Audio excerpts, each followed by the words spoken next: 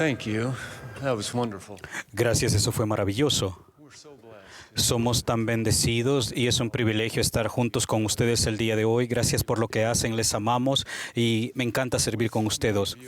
Como muchos de ustedes a menudo se preguntan y que tenemos la oportunidad de enseñar a los jóvenes y jóvenes adultos de la iglesia y cómo les podemos enseñar con más poder para ayudarles a obtener una fe profunda y perdurable en el Señor Jesucristo. Al considerar esta pregunta, he pensado en la idea que el Elder Clark compartió en enero cuando dijo que la invitación del Salvador a aprender de Él significa primero que debemos aprender a conocerlo y segundo, aprender de Él. Citó al Elder Maxwell que mencionó la invitación del Salvador, aprended de mí, y añadió, no hay otra manera de aprender profundamente. He llegado a entender y creer que lo más importante hacer para ayudar a aumentar la fe de la nueva generación es centrando más plenamente la enseñanza y el aprendizaje en Jesucristo al ayudar a los alumnos a conocerlo, aprender de Él, y esforzarse más conscientemente por llegar a ser como Él. Todos los días debemos hablar de Cristo, regocijarnos en Cristo y predicar de Cristo. Muchos ya han comenzado a responder a esta invitación y preparan sus lecciones con esas ideas en mente y buscan oportunidades de testificar de Jesucristo, sus atributos divinos y su poder ilimitado y su amor inquebrantable. En esas clases se ha sentido más la influencia del Espíritu Santo. Ha habido más expresiones de gratitud por el Salvador, una aplicación individual más significativa y relevante y más jóvenes que actúan con fe. Ese esfuerzo deliberado por ayudar a los alumnos a conocer a Jesucristo, aprender de Él y prepararlos a Él para las ordenanzas sagradas del sacerdocio y guardar sus convenios. Ayudarlos a ser dignos de las bendiciones del templo es ayudarlos a conocer al Salvador y seguirlo. Pero podemos hacer otras cosas mientras están con nosotros que los ayudará a confiar en Él y sus enseñanzas y expiación. Con este fin, deseo sugerirles 4 formas de centrar nuestro aprendizaje y enseñanza cotidianos más en Jesucristo. Primero, centrarnos en los títulos, funciones, personalidad y atributos de Jesucristo. El presidente Nelson nos invitó a que las referencias de las Escrituras acerca de Jesucristo que se encuentran en la guía temática se conviertan en nuestro principal material de estudio personal.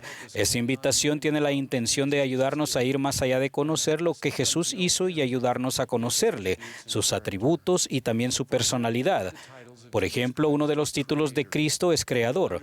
Bajo la dirección de su Padre, Jesús creó los cielos y la tierra. Creador es también una de sus funciones divinas y refleja su personalidad. Al estudiar cómo y por qué Jesús creó la tierra, podríamos preguntar, ¿qué nos enseña esto acerca de quién es Él? ¿Qué nos enseña acerca de sus motivos, su amor y su poder?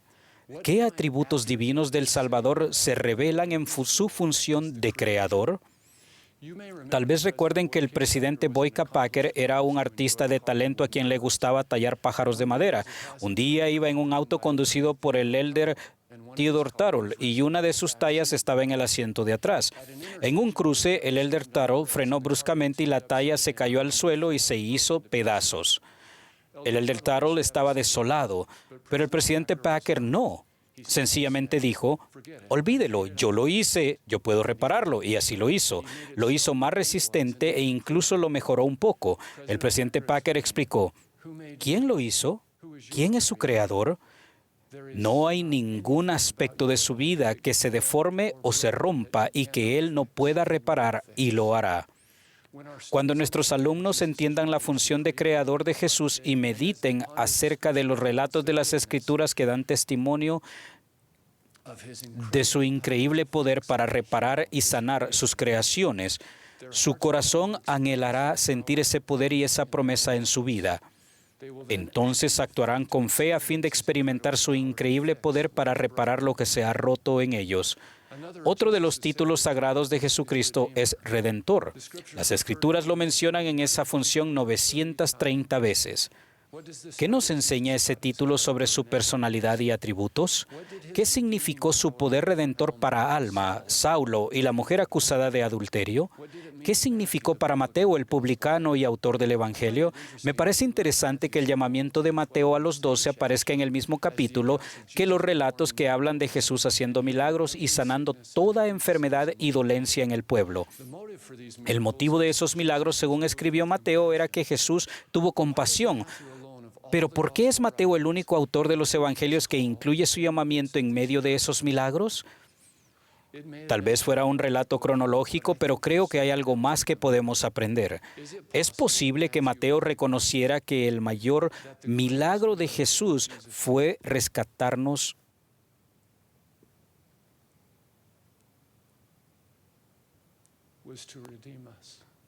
Rescatarnos mediante su perdón, su amor, al elevarnos y mostrar a una persona su identidad y potencial real, tal como lo hizo con Mateo? Otra forma de ayudar a los alumnos a reconocer los atributos de Jesús consiste en no centrarse solo en los eventos de las Escrituras, sino en los que nos enseñan sobre el Salvador. Por ejemplo, ¿por qué enseñamos la historia de Amón en la que corta los brazos de los hombres que dispersan las ovejas del rey Lamoni? ¿Para hablar de la grandeza de Amón? ¿O quizás ese relato hable de la grandeza de Dios? ¿Qué nos enseña acerca del Señor y de cómo bendice a quienes confían en Él? El propio relato de Amón concluye con este testimonio entusiasta. No me jacto de mi propia fuerza. Yo sé que nada soy, por tanto me gloriaré en mi Dios, porque con su fuerza puedo hacer todas las cosas. Hace unos meses me encontraba con un grupo de maestros maravillosos y les pedí que escogieran un relato de las Escrituras o un hecho de la historia de la iglesia y pensaran en qué revelaba sobre la naturaleza de Dios. Uno de los maestros dijo, poligamia. Lo primero que pensé fue, muchas gracias. No podría haber escogido un tema más difícil. Pero al empezar a hablar sucedió algo maravilloso. Aquellas personas testificaron que el Padre Celestial ama a todos sus hijos y quiere que se les cuide. Otra persona habló de la disposición de Dios a pedirnos cosas difíciles, pero que Él siempre nos apoya y recompensa nuestra obediencia. Otra habló de Dios como alguien que ama a las familias y quiere que padres amorosos enseñen a sus hijos.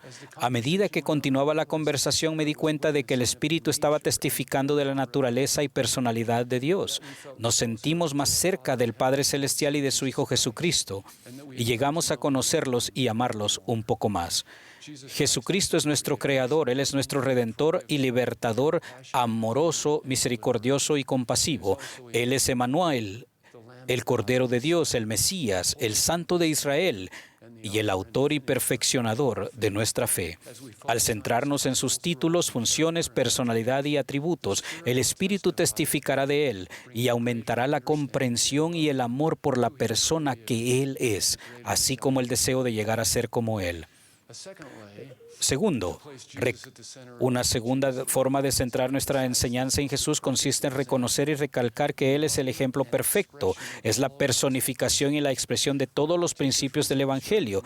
Uno de los maestros compartió conmigo que en sus escrituras con la familia decidieron volver a leer el Nuevo Testamento, pero en lugar de centrarse en lo que Jesús dijo, esta vez se iban a enfocar en lo que Él hizo. Al centrarnos en su ejemplo perfecto, también invitamos al Espíritu Santo a testificar de Él. Aunque no se haga una referencia directa a Jesús en un relato que estemos enseñando, podemos señalarlo como ejemplo del principio ilustrado en ese relato. Por ejemplo, tras determinar y analizar un principio, podríamos preguntar, ¿conocen alguna ocasión en la que Jesús ejemplificó este principio en las Escrituras? ¿O en qué ocasiones han visto a Jesús ejemplificar este principio en su vida o a su favor? Hace poco a una alumna se le hizo esa pregunta con respecto al ejemplo de bondad del Salvador. Sus ideas y sentimientos se dirigieron a la gentileza con la que el Salvador siempre la había tratado. Esa experiencia en clase generó en ella un profundo deseo de ser más semejante a Cristo y más amable con las personas que dependen de ella, tal como ella depende del Señor. Podrían buscar en todos los libros que se han escrito y no encontrarían una ilustración mejor de cada principio del Evangelio que las que hay en las Escrituras sobre Jesucristo y su ministerio eterno.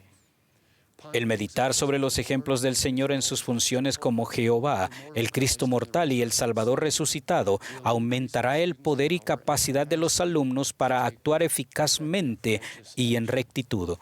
Las lecciones irán más allá de los análisis sobre ética y autodominio y conectarán a los alumnos con el poder del Salvador y el plan eterno de felicidad. Por ejemplo, ¿cómo podríamos enseñar el principio de la honestidad? Sencillamente es la mejor norma porque la gente confiará más en nosotros si somos honrados. ¿O es la integridad un aspecto vital de la personalidad de Cristo? Si queremos ser como Él, ¿debemos aprender a seguir su ejemplo perfecto de completa honestidad? El mismo tipo de preguntas se podrían plantear para cada principio del Evangelio. Arthur Henry King enseñó esta idea de manera muy hermosa. Simbolizamos lo bueno en una persona real. Jesucristo, el Hijo de Dios, Él es un hombre, no un principio. Un hombre que incluye todos los principios. Y seguir a un hombre es muy distinto de seguir un principio. No hace falta deducir complejidades filosóficas sobre la ética. No tiene nada que ver con eso. Debemos estudiar los evangelios, ver lo que Cristo hizo e intentar identificarnos con lo que Él hizo. Sabemos lo que debemos hacer porque sentimos el espíritu del Maestro, el amor del Maestro, y porque nos hemos empapado del Evangelio. En cualquier momento el Evangelio que se ha arraigado en nuestro interior nos permite sentir lo que debemos hacer en una situación concreta. Hay poder que viene cuando conectamos nuestros esfuerzos por vivir el Evangelio a Jesucristo. Si alguna vez sentimos que actuamos por inercia o que vivir el Evangelio se ha convertido en una lista de tareas por hacer, es posible que nos hayamos desconectado de la fuente de gracia y gozo que buscamos. Quizás estemos haciendo todo lo correcto, pero no logramos el objetivo. El Evangelio no es una lista de requisitos. Son las buenas nuevas de que Jesucristo venció el pecado y la muerte. Jesucristo es la figura central del plan del Padre Celestial para ayudarnos a llegar a ser como Él. Es el ejemplo perfecto de cómo debemos vivir y la fuente del divino poder habilitador que necesitamos. Al aprender a seguir su ejemplo y vincular nuestro esfuerzo por vivir el Evangelio a Él, sentiremos gozo al ser sus discípulos. Tercero, deberíamos buscar símbolos y sombras del Salvador en la vida de los profetas y otras personas fieles, tal como está registrado en las Escrituras. El profeta Jacob enseñó, y todas las cosas que han sido dadas por Dios al hombre desde el principio del mundo son símbolo de Él. Debido a esta idea, cuando enseñé el Antiguo Testamento en seminario, coloqué grandes hojas de papel en la pared al fondo del salón. En cada papel escribí el nombre de un profeta del Antiguo Testamento. Al terminar el estudio de una parte del Antiguo Testamento, pedía a los alumnos que pensaran en qué habían aprendido sobre el profeta estudiado y cómo sus experiencias presagiaban o les recordaban al Salvador. Tras aprender acerca de Adán, los alumnos escribieron cosas como: Adán era hijo de Dios, era inmortal, fue a un jardín, asumió voluntariamente la muerte para que pudiéramos vivir. No pasaba mucho tiempo antes de que alguien preguntara: ¿seguimos hablando de Adán o estamos hablando de Jesucristo? En esa época, una alumna llegó temprano a clase para compartir una experiencia que había tenido al leer las Escrituras. La noche anterior había leído acerca de las consecuencias de la caída de Adán en Moisés 4, donde se dice: espinas también y cardos te producirá. Como ella había aprendido a hacer la pregunta, ¿cómo testifica este relato de Cristo?, se planteó: ¿sabía Jesús cuando hablaba con Adán que algún día Él llevaría literalmente las consecuencias de la caída en forma de corona de espinas? Los alumnos encontraron otro ejemplo en la vida de José de Egipto y descubrieron más de 60 formas en las que José era un símbolo del Salvador. Ellos señalaron que ambos fueron amados por su padre, fueron despreciados por sus hermanos y fueron vendidos por el precio de un esclavo. Observaron la similitud en las tentaciones y en el hecho de que Dios siempre estuvo con ellos. Esas conexiones son mucho más que un simple aspecto interesante que notar. La vida de los profetas escogidos por el Señor es un símbolo de Él y nos enseña acerca de sus atributos divinos. Cuando se usa con eficacia esa perspectiva, nos puede ayudar a conocer mejor a Jesús y a ser más semejantes a Él. Hace poco, Christy, mi esposa, estaba enseñando ese mismo relato de las Escrituras sobre José y preguntó a la clase: ¿qué características de Cristo ven en el ejemplo de José? Hablamos de su capacidad para convertir cada prueba en una bendición. Hablamos de su obediencia, paciencia, disposición a recordar a los necesitados y su disposición a perdonar. La pregunta me hizo recordar una vez anterior en que estudié ese relato e imaginé lo que habría ocurrido cuando José se reveló a sus hermanos. Las Escrituras dicen que se sintieron turbados delante de él. ¿Pueden imaginarse cómo habrá sido ese momento y cómo se habrían sentido sabiendo lo que habían hecho? Pero José le respondió: acercaos ahora a mí, yo soy José, vuestro hermano, no os entristezcáis, porque para preservación de vida me envió Dios delante de vosotros. Al imaginarme eso, entiendo mejor cómo será el momento en que nos presentemos ante el Señor el día del juicio.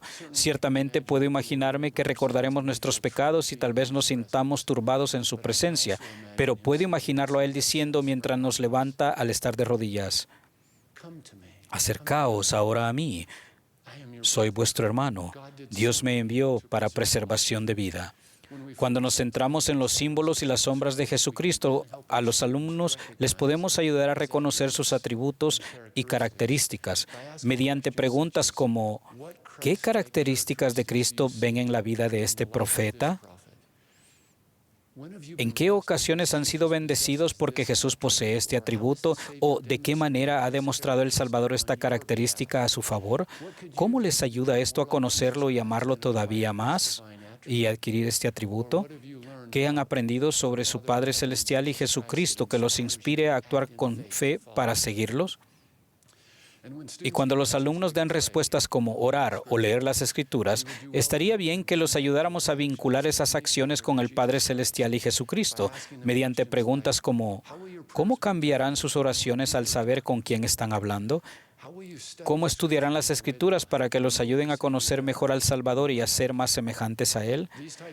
Este tipo de preguntas le ayudará a nuestros estudiantes a desarrollar más poder y llegar a conocer más al Salvador y aprender de Él. La cuarta cosa que podemos hacer es dar un testimonio puro de Jesucristo. Tenemos que hablar de Él con más frecuencia y más poder, con más reverencia, adoración y gratitud. Tenemos que compartir nuestro testimonio personal y buscar formas eficaces de invitar a los alumnos a compartir su testimonio los unos con los otros. Por ejemplo, en un reciente análisis de clase sobre el principio de la oración, un maestro invitó a los alumnos a considerar la invitación del Señor cuando nos invita a orar y su promesa de respondernos sobre la naturaleza de nuestro Padre Celestial. Luego los invitó a tener en cuenta los atributos del Salvador que nos permiten orar en su nombre. Con esas sencillas preguntas, una lección sobre la oración se convirtió en una oportunidad para que los alumnos testificaran del poder y el amor del Padre Celestial y de su Hijo Jesucristo. Los alumnos se marcharon con un mayor aprecio por su relación con la divinidad y por la increíble bendición que se nos ha dado de orar en el nombre de Jesucristo, nuestro abogado ante el Padre. Otra forma esencial de testificar de Jesucristo consiste en permitir que se escuche en el salón los testimonios de los profetas antiguos y modernos. El apóstol Pedro habló de testigos que Dios había escogido de antemano y que Dios les mandó que predicaran al pueblo y testificaran de que Él es el que Dios ha puesto. De Él dan testimonio todos los profetas. Recientemente, el elder Hales dijo algo que me ha hecho meditar mucho. Vemos, oímos, leemos, estudiamos y compartimos las palabras de los profetas a fin de estar prevenidos y recibir protección. Por ejemplo, la familia, una proclamación para el mundo, se recibió mucho antes de padecer las dificultades que ahora enfrenta la familia. Y luego añadió esta idea: el Cristo viviente, el testimonio de los apóstoles se preparó con antelación a cuándo más la íbamos a necesitar. No soy una persona pesimista, pero resulta evidente de que la proclamación se dio antes de que aparecieran los fuertes vientos que están soplando contra las familias tradicionales. Y oír a un profeta decir que el Cristo viviente se preparó con antelación a cuanto más la íbamos a necesitar me hace pensar en qué otros vientos empezarán a soplar y atacar la fe de nuestros alumnos e hijos. El Cristo viviente, el testimonio de los apóstoles, declara: manifestamos nuestro testimonio de la realidad de su vida incomparable y de la virtud infinita de su gran sacrificio expiatorio. Él fue el gran Jehová del Antiguo Testamento y el Mesías del Nuevo. Recorrió los caminos de Palestina sanando a los enfermos, haciendo que los ciegos vieran y levantando a los muertos. Enseñó las verdades de la eternidad. Él dio su vida para expiar los pecados de todo el género humano. Se levantó del sepulcro para ser las primicias de los que durmieron. Él y su padre aparecieron al joven José Smith, iniciando así la largamente prometida dispensación del cumplimiento de los tiempos. Testificamos que algún día Él regresará a la tierra y regirá como Rey y reinará como Señor de señores. Jesús es el Cristo viviente, el inmortal Hijo de Dios. Él es el gran Rey Emmanuel que hoy está a la diestra de su Padre. Él es la luz, la vida y la esperanza del mundo. Gracias sean dadas a Dios por la dádiva incomparable de su Hijo divino. Este testimonio de los profetas de Dios se dio antes de que nuestros alumnos y nuestros hijos más lo necesitaran. Debemos ayudarlos a plantar ese testimonio en lo más profundo de la mente y del corazón. Ninguna otra cosa será una mayor bendición para nuestros alumnos que ayudarlos a llegar a conocer a Jesucristo. Debemos ayudarlos a amarlo, seguirlo y esforzarse intencionadamente por llegar a ser como Él. Al testimonio de los profetas de Dios añado mi humilde testimonio de que Jesús es el Cristo, el Hijo de Dios y el Salvador del mundo. En el sagrado nombre de Jesucristo. Amén.